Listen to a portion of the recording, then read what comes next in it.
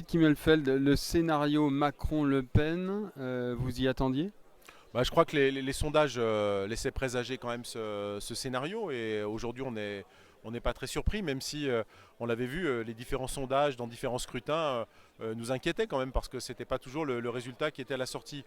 Donc on prend en compte ce résultat. Néanmoins, ce que je pense moi, c'est qu'il va falloir faire une campagne extrêmement forte dans les 15 jours qui viennent.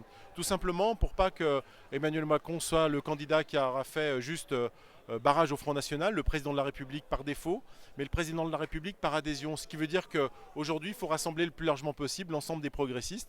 On a vu des scores quand même assez importants chez Mélenchon, chez Fillon.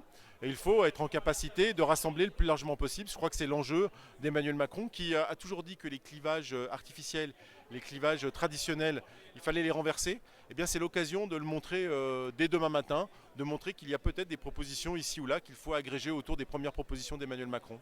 La droite et la gauche, elles sont fracturées, ce sont des partis qui sont fracturés. Est-ce que ça signe une rupture de la vie politique française? Je crois qu'on disait un certain nombre de choses. On disait notamment qu'il y avait une fracture qui n'était plus entre la droite et la gauche, mais entre les progressistes et les conservateurs. Et je crois qu'aujourd'hui, c'est ça qui est en route, c'est rassembler l'ensemble des progressistes, rassembler ces progressistes. Et ces progressistes, ils peuvent être effectivement de gauche, mais ils peuvent être de droite. Et on a bien vu qu'il y a des conservatismes de droite et de gauche. Et je crois que la démarche d'Emmanuel Macron, quand elle a été initiée, elle faisait cette proposition-là de mettre à bas finalement ces clivages et de rassembler autour d'un certain nombre de propositions.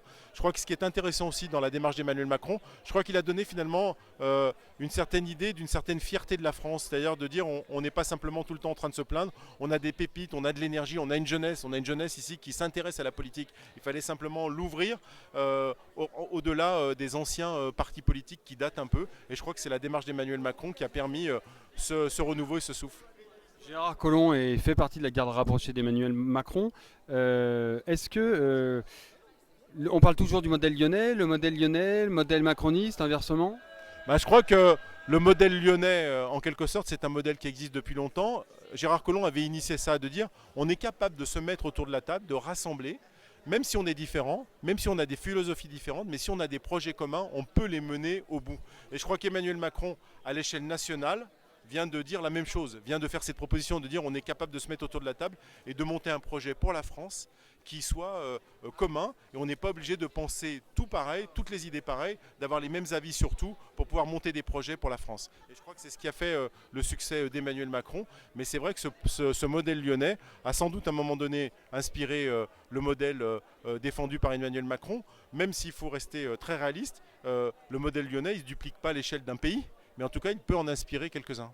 Mais je force le trait, mais le modèle lyonnais, ça pourrait, c'est un peu une victoire du modèle lyonnais, soit? Je crois que c'est en tout cas une victoire pour nous des convictions que nous avions, parce que nous sommes un certain nombre, vous le savez, à avoir fait une démarche assez forte, parce que nous sommes encore pour certains dans un parti politique, au Parti Socialiste. Il n'était pas évident il y a quelques mois en arrière de prendre position pour Emmanuel Macron, et nous sommes très fiers de l'avoir fait, parce que nous l'avons fait non pas par calcul, parce qu'au moment où nous l'avons fait, personne ne prédisait le résultat de ce soir, mais par conviction, parce qu'ici à Lyon, on a des convictions, et quand on a des convictions, on essaie de les mener jusqu'au bout. Merci. Merci beaucoup.